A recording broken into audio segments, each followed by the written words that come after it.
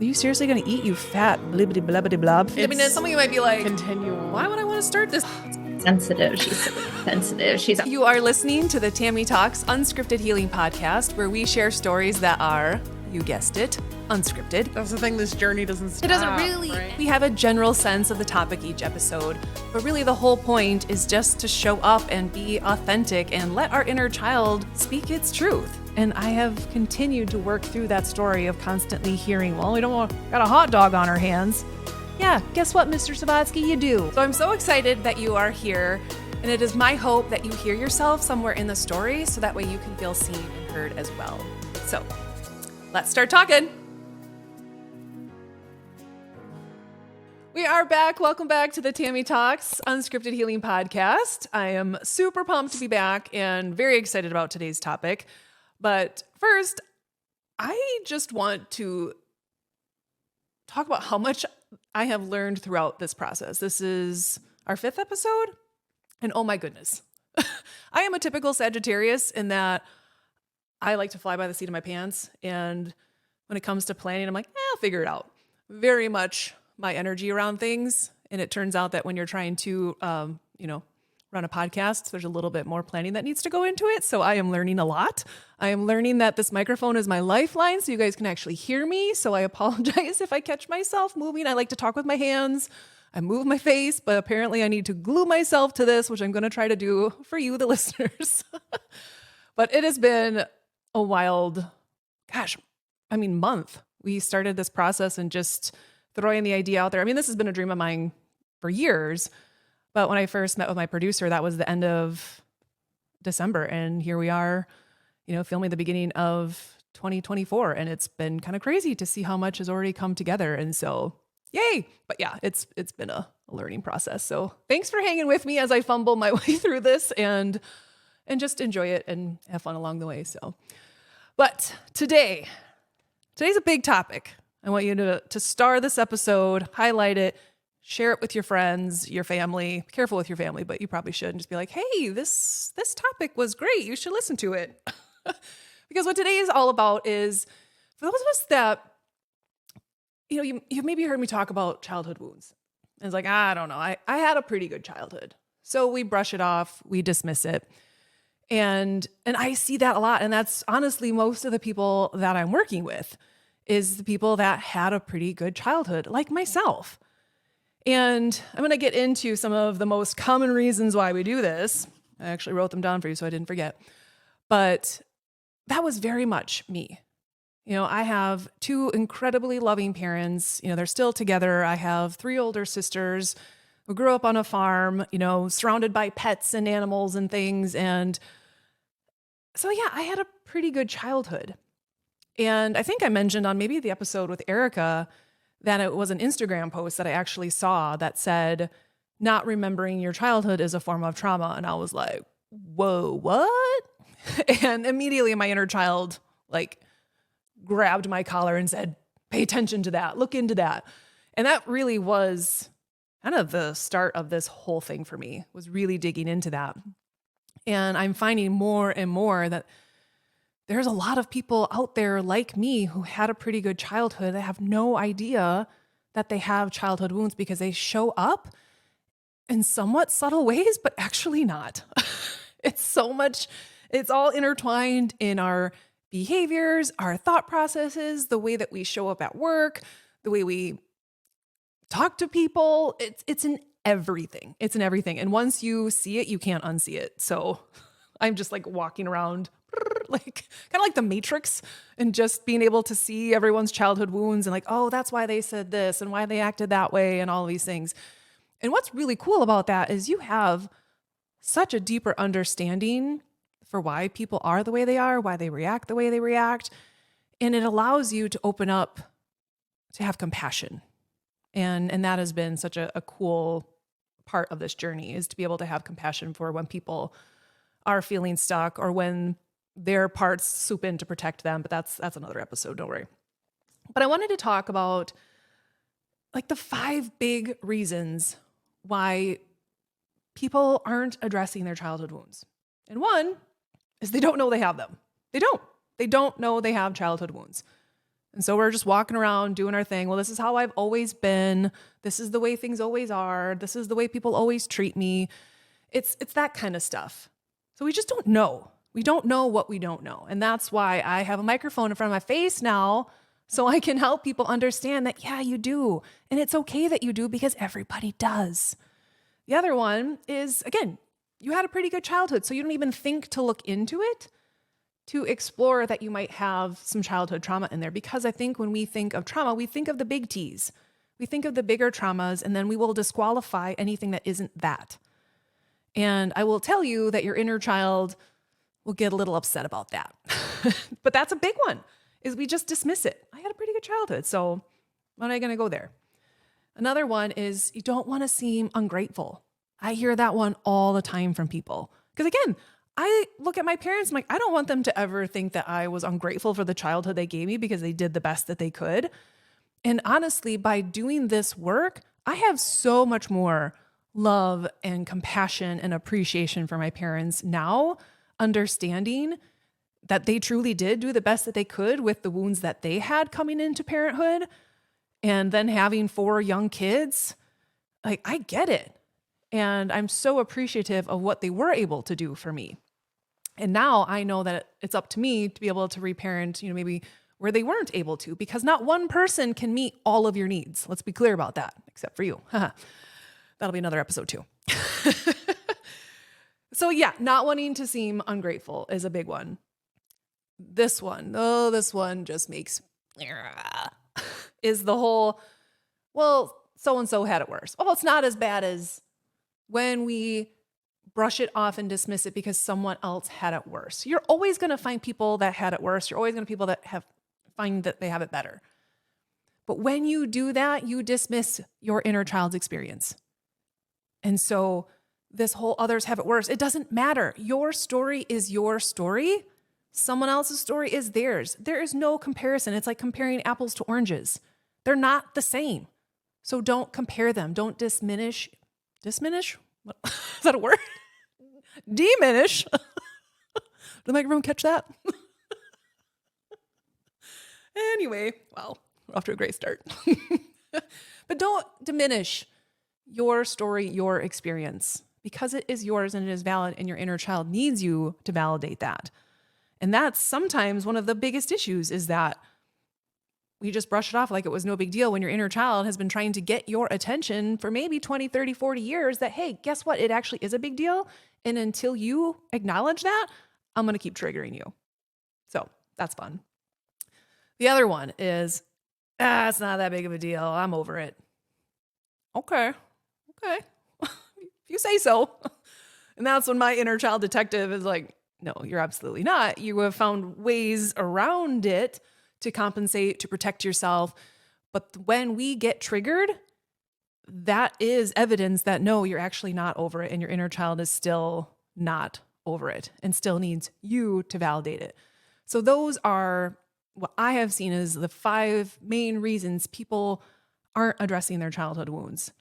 And what's also really important to understand is, okay, like, where do these wounds even come from? Because again, if I didn't have the big T traumas, what are these wounds coming from? And you guys, it's so subtle. And you heard me talk about my story on that very first episode. It was a comment. It was something my FIA teacher said to me. It was something the jerk a grade above me said. Sometimes it's like one thing that just completely can shift your story.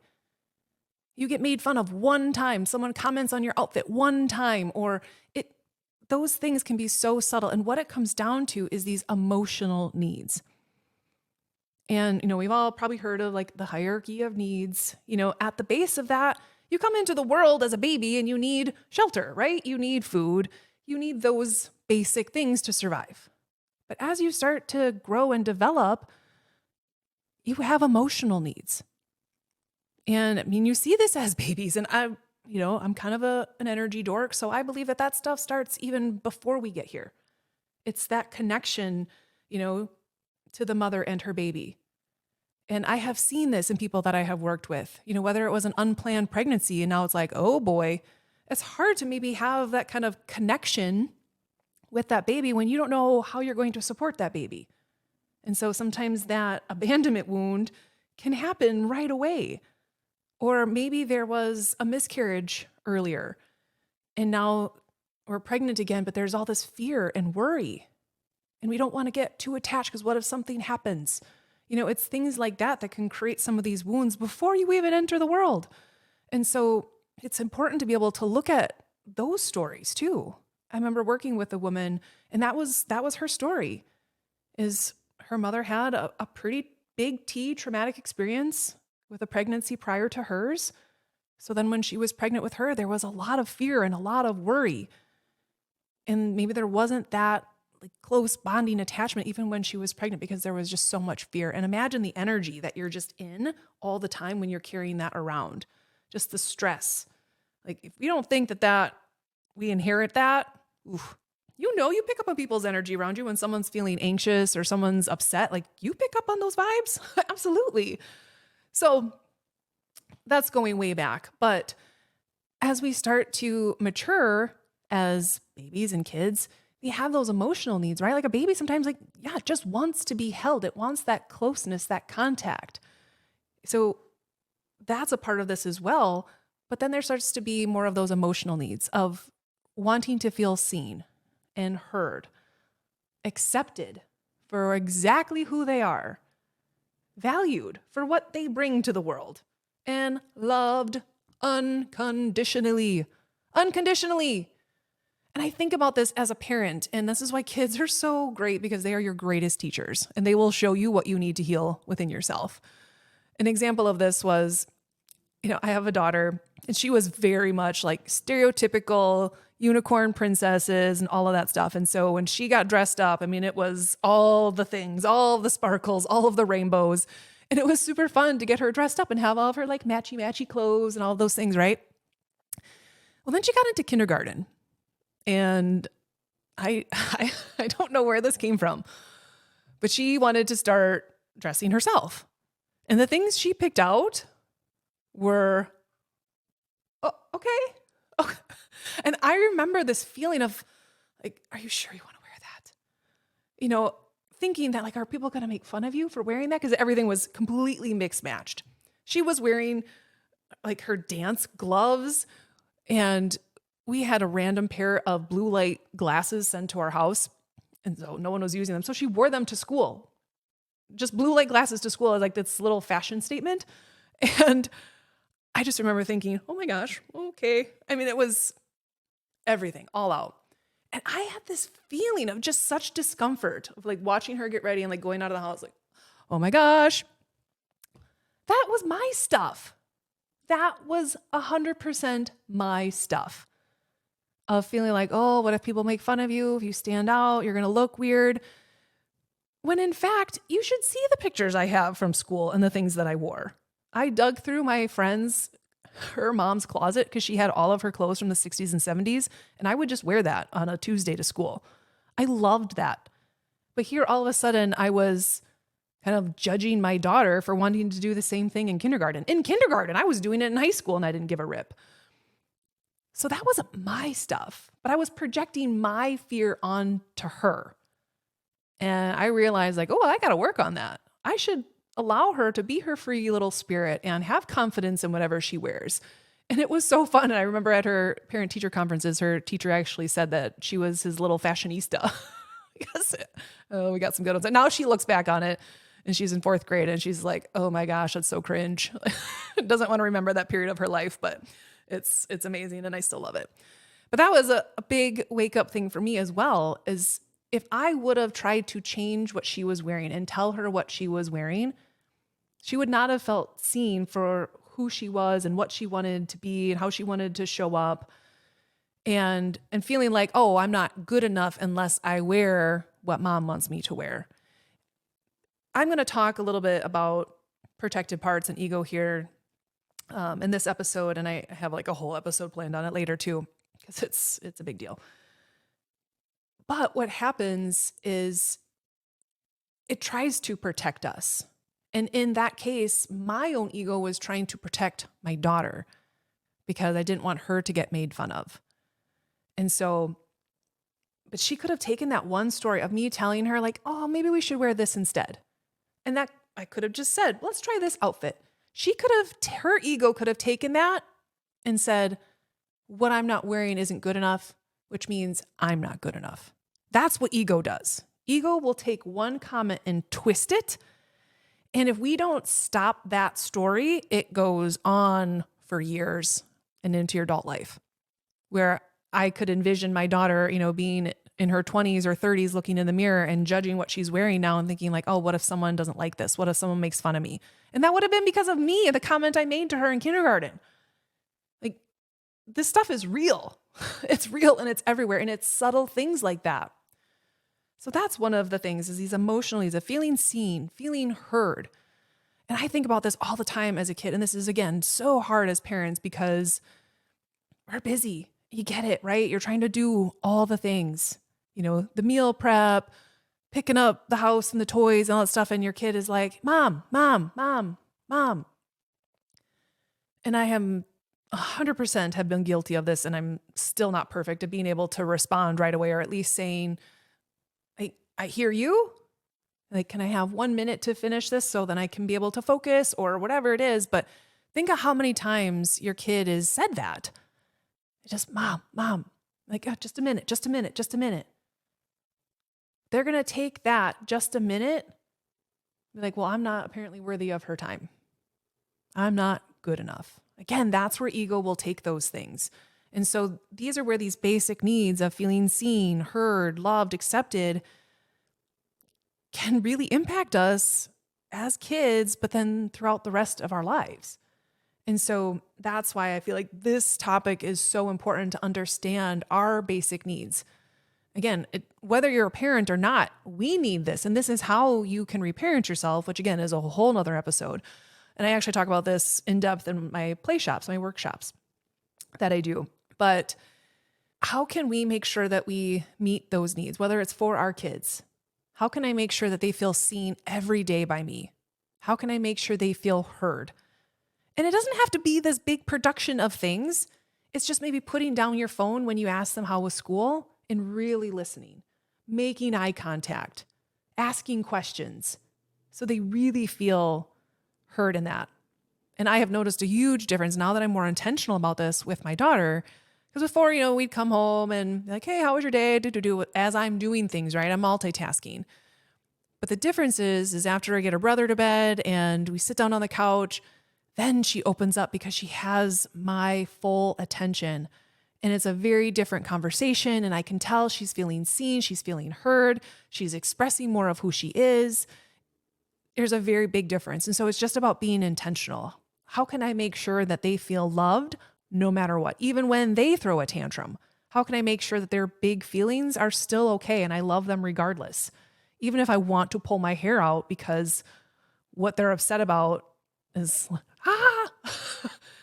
I need to make sure that they feel loved even when they get upset. I want to feel loved when I still get upset and lose my you-know-what. And so I need to be able to do that same thing for them and know that I don't just love you when you're happy. I don't just love you when you're being good. Like, they need to know that I can feel this range of emotions no matter what. And my mom or dad or whoever still loves me for me. That is, whoo, you take anything from this episode, that. But here's what happens is it's so hard for one person to meet all of those needs. Even as parents, tag teaming, it's still hard to meet all of your kids' needs, especially when you start bringing other kids into the picture. And I'm just giving myself like episode ideas as I'm talking. Write this one down. Siblings. So my daughter had the good life, rockin' solo kiddo land for almost 5 years before we had our brother. And so that was a huge shift in dynamics because she was being seen all the time, right? Being heard all the time. She had our attention all the time. And all of a sudden you bring this other person into the mix and like, whoa, whoa, whoa. And now maybe she feels like she has to compete or that she's not good enough to get our attention or worthy enough to get our time and attention because her little brother needed it. Like, that's real. And I have had that conversation with so many parents. So again, I'm already thinking of my guest who I have on. That is a whole topic that we need to dive into because that's their experience, right? Like, I want to go off on a tangent about this, but a tiny snippet about why this is a big deal. Because we take that new addition into the family. That's awesome, exciting, and happy news, right? And so we want to like put the blanket over the fact that for that older sibling, you've just changed their entire life, their routine, their structure, the time and the energy and the love that they received from you. That's all changed. So you can't put a blanket over that. All we can do is help validate their experience and then be really intentional. Obviously, it can never be the way that it was, but you have to create this new normal where that oldest child is still feeling seen and heard and loved. And that just, it takes it being intentional. And I know like my daughter craves one-on-one time for that reason because she's used to that and that's what she really craved. But it's hard as a parent. And I think back to, you know, with my parents, my mom was at every game, every choir concert, all of those things. And I know my dad tried to get as many as he could, but he was also working 2 jobs. We lived on a farm, so he milked cows before he went to do construction. And then when he got home from construction, then was milking cows again. And so again, I can see that I have maybe this father abandonment wound because he maybe wasn't able to show up for all of those things. But now I'm like, that dude was doing everything he could to provide for his family. Like, I can't hold that against him. Like, he was doing absolutely everything he could to be there for us in a different way, but it wasn't maybe meeting my emotional need. And that's where things can we have to be able to look at that. With the best of intentions, things can still get missed. And I have an amazing, awesome relationship with my dad, but I can look back at that and be like, wow, like they were truly doing the best that they could. Because my parents, when my mom was 22, had 4 little kids. I remember when I was 22 having that realization and thinking, whoa, like I'm not going to talk about what I was doing when I was 22, but it was not raising 4 children. I was, not very responsible. And so our life experiences were just so different, but even that with 4 little kids, like there's no way all of my needs could have been met because there's all 3 other people there. So I can understand that. But while I can understand it, I can also have compassion and understanding for my experience. And I think this is where sometimes it feels like it has to be an or. It can be and. This can be my situation. My parents tried as much as they could to meet my emotional needs, my physical needs, all of those things. And there were some that were just missed because it was life. And I can now have compassion for that. But this is where, again, when we do this work, I see how those unmet needs were still showing up in my everyday life as an adult. And that was on me to take responsibility, to be able to heal those wounds, to be able to reparent myself and all of that jazz. So, but I mean, I could go on and on about this topic and what happens when those needs aren't being met.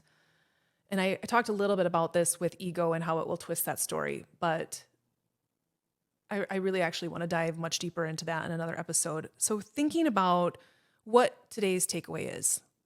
Okay, do I have childhood wounds? Like, I want you to sit with that. And maybe you don't even need to call it that. I don't know. Maybe there's some weird thing about labeling yourself as having childhood wounds or trauma, whatever.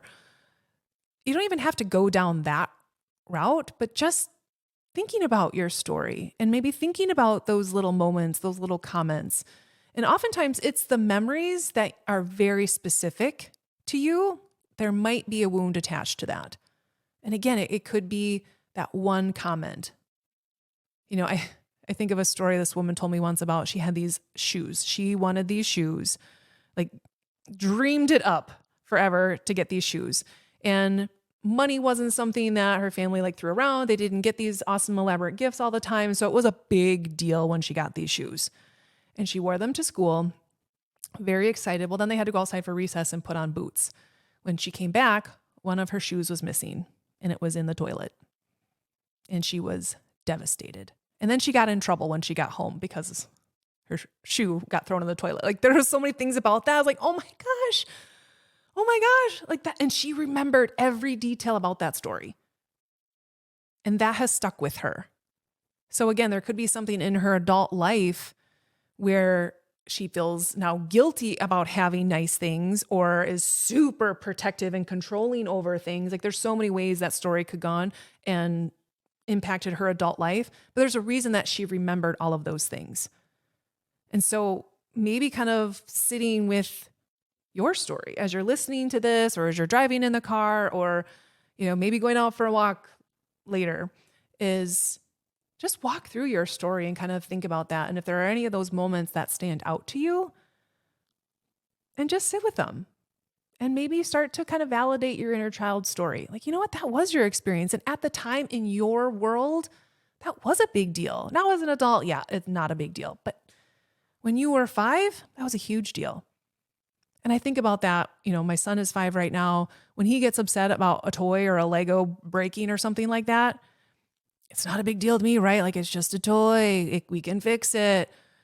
His Lego broke the other day and we could not find this other piece. And you would have thought the worst thing in the world happened to him, right? And I can't say to him, that's not a big deal. We'll find it later. Just get over it. Find another toy, because I would have been, again, diminishing his experience. And this was a really big deal to him. I certainly can try to help him emotionally regulate during that moment, which I did.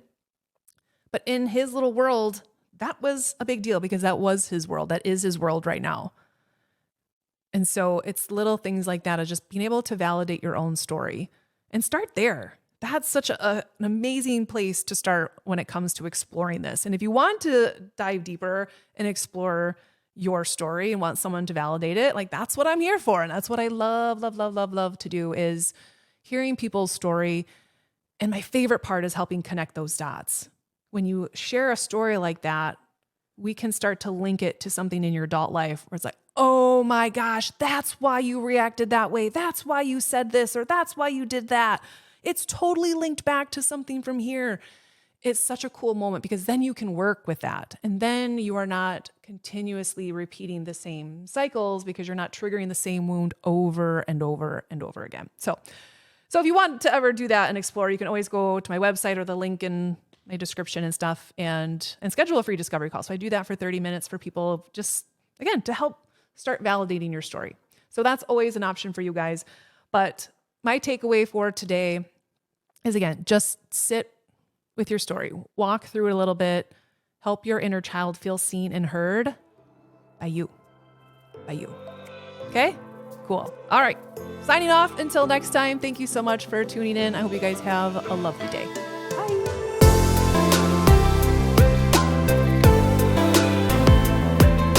Tami Talks Unscripted Healing is produced by Mortarbox Media. Video, audio, and editing by me, Duke Adams. To learn how we can bring your podcast idea to life, or how we can make your current show even better, visit mortarboxmedia.com.